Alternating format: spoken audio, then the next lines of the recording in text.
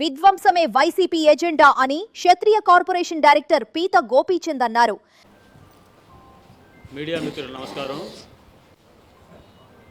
YCP party అంటేనే విధ్వంసం. విధ్వంసానికి వాళ్ళకి పేటెంట్ హక్కులాగా వాళ్ళు ఫీల్ అవుతూ ఉంటారు.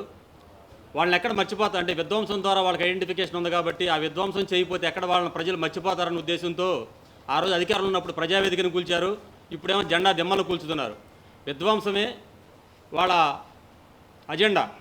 అలాగే ఎవరు మాట్లాడితే ఎవరు ప్రశ్నిస్తే ఆ కులం వాళ్ళతో మాట్లాడిస్తూ ఉంటాడు.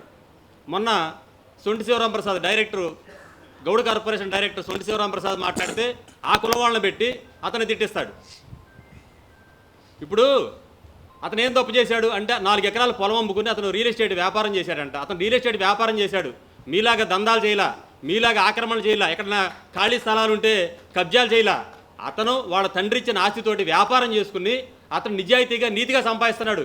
అతను బాగా పనిచేసి గుర్తింపు చేసుకుని అతను పదవి తెచ్చుకున్నాడు. అంతేగాని పైరువీల ద్వారా ఇంకో రకంగా అతను చేయలేదు. అలాంటి విమర్శించడం అట్లాగే అంటే అది అక్కడి నుంచే ఉంది, వాళ్ళ నాయకుడి దగ్గర నుంచే ఉంది.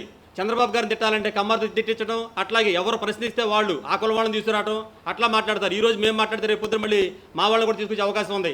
కానీ ఒకటే చెప్తున్నాం, ఎప్పుడు కూడా నాయకత్వం అంటే మైకిల్ ముందు మాట్లాడితేనో విధ్వంసాలు చేస్తేనో అరాచకం చేస్తేనో అది నాయకుడి లక్షణం కాదు. నాయకుడు అంటే ప్రజల్లో తిరగాలి. అది మా నాయకుడిలాగా తిరగాలి. బోడే ప్రసాద్ గారిలాగా ప్రజల్లో తిరిగి అది గుర్తింపు తెచ్చుకోవాలి తప్ప మీరు అరాచకాలు చేస్తేనో లేకపోతే జనాలు భయపెడితేనో నాయకులు అవుదామంటే అది మీ భ్రమ. అలాగే మేము చెప్తా ఉన్నాం, బోడే ప్రసాద్ గారు ఇప్పుడు కాదు ఆయన రాజకీయాల్లోకి వచ్చిన దగ్గర నుంచి కూడా ఆయన ఎంతో నిజాయితీతో నిబద్ధతతో పనిచేశాడు కాబట్టి ఈరోజు ఆయన ఈ స్థానంలోకి ఉండి 2 సార్లు ఎమ్మెల్యేగా గెలవడం జరిగింది. అంతేగాని ఆయన ఏమీ ఎక్కడ అక్రమాలు చేయలేదు. మీరు అధికారంలో ఉన్నప్పుడు మరి మీరేం చేశారు? ఆయన అక్రమాలు చేశారన్న అన్నప్పుడు మీరు అధికారంలో ఉన్నప్పుడు ఏమైనా చేయగలిగారు? ఆయన్ని ఏం చేయలేకపోయారు. మేము అధికారంలో ఉన్నా లేకపోయినా కూడా ఆయన నిత్యం ప్రజల్లో ఉన్నారు. ఆయన మళ్ళీ పట్టం కట్టారు ప్రజలు. అది రాజకీయం అంటే, అది నాయకత్వ లక్షణం అంటే. అంతేగాని ఇట్లా విమర్శలు చేసుకుంటా కులాలని ప్రతిదాంటూ కులాలు ఇక్కడ ఈ 4వ రోజులు మట్టి జరిగిన ఎపిసోడ్లు ఎక్కడ కూడా కులాల ప్రస్తావన లేదు. కానీ వీళ్ళు కులాల ప్రస్తావన తీసుకొస్తారు. కులాల మధ్య చిచ్చు పెడతారు. ఎంతసేపు కులాల మధ్య చిచ్చు పెట్టడం, మతాల మధ్య చిచ్చు పెట్టడం ఈ ప్రతిపక్షానికి సమర్థవంతంగా ఎలా ఉండాలన్నది వాళ్ళకి తెలియదు. కాబట్టి ఒకటే చెప్తున్నాం, మళ్ళీ మీరేదన్నా మీ ఇష్టం వచ్చినట్టు పేలి మీ ఇష్టం వచ్చినట్టు మాట్లాడి మీ ఇష్టం వచ్చినట్టు చేస్తామంటే ఇక్కడ ఎవరో కూడా నియోజకవర్గ ప్రజలు ఎవరో కూడా చూస్తా ఊరుకోరు. ప్రజలందరికీ తెలుసు, అందరూ గమనిస్తున్నారు. నియోజకవర్గంలో ఏం జరుగుతుంది, ఎప్పుడు ఏం జరిగిందో మొత్తం గమనిస్తున్నారు. కాబట్టి వాళ్ళే నీకు బుద్ధి చెప్తారని చెప్పి సందర్భంగా తెలియజేస్తున్నాం. ఇక్కడ దేవభక్తి వెంకటేశ్వర విగ్రహం కూడా తెలుగుదేశం పార్టీ వాళ్ళు ఆవిష్కరించింది. దాని మీద వర్ల రామయ్య గారి పేరు ఉంటుంది, ఒడ్డే సోమనాథేశ్వర పేరు ఉంటుంది, మల్లెల పద్మనాభరావు పేరు ఉంటుంది. దేవభక్తి చక్రవర్తి వాళ్ళ నాన్నగారి పేరు కానీ అతని పేరు కానీ దాని మీద ఎక్కడా లేదు. అంటే ఆ రోజు వెంకటేశ్వర విగ్రహం కూడా మన తెలుగుదేశం వాళ్ళు పెట్టిందే. ఆ రోజు అదంతా గుర్తుంచుకోవాలి. ఇవాళ నేను పగలగొడతాను ఈ విగ్రహం నాది అంటే కుదరదు. అది డ్రైనేజ్ మీద నిర్మించావు. ఇప్పుడు నువ్వు అది మా కూటమి పార్టీ వాళ్ళు తీసేయాలని కూడా తీసేయవచ్చు. కానీ అంతా మా తెలుగుదేశం దమ్మే. అది వెంకటేశ్వరాలయం నీది లేదు ఇవాళ.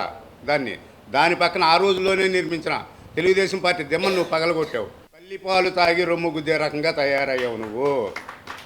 ఇది దృష్టిలో పెట్టుకొని మంచిగా మనుగడ చేస్తే నిన్న సృష్టించిన నువ్వు అరాచకం కానూరులో నాకు ఇప్పుడు 62 సంవత్సరాలు ఏనాడు కూడా అరాచకాన్ని నేను చూడలేదు. నిన్న నుంచి కూడా నా మనోవేదన అంతా ఇంతని కాదు. ఎందుకంటే ప్రశాంతంగా ఉన్న ఊరిని నువ్వు జనాన్ని రెచ్చగొట్టి ఎక్కడెక్కడి నుంచో ఇందాక సోదరుడు చెప్పినట్టు ఎక్కడెక్కడి నుంచో తాగుబోపిచ్చి తీసుకొచ్చి మీ ఇంటి ముందు పెట్టి వాళ్ళందరితో అరాచకాలు సృష్టిద్దామని చూస్తున్నావు నువ్వు. కానీ అది చెల్లదు. నువ్వు ఇంట్లో నుంచి గౌరవంగా 10 మందితో మాట్లాడుకో. నీ రాజకీయం నువ్వు చేసుకో. నీ రాజకీయానికి ఎవడు అడ్డోరాడు. మేము చేసే అభివృద్ధిని చూసి ప్రజలందరూ తెలియవచ్చు. ఇంకా నీకు కావాలనుకుంటే నువ్వు కూడా సలహాలు ఇవ్వు. మా ఎమ్మెల్యే బోడే ప్రసాద్ గారు ప్రతి రోడ్డు కూడా వేస్తున్నారు. మొన్న వరద వచ్చినప్పుడు మీ ఇంట్లోకి నీళ్ళు వచ్చినాయి. నువ్వు వెళ్ళగలిగావు? ఇంట్లోకి బయట రాగలిగావా? ఇవాళ ఎట్లా ఉంది ఊరు? వరద వస్తే మునుగుతుందా? చూసి నేర్చుకో చక్రవర్తి. 10 మందితో మంచిగా ఉండు. నీ రాజకీయం నువ్వు చేసుకో. ఎందుకంటే నేను చెప్పగలిగింది ఏమీ లేదు.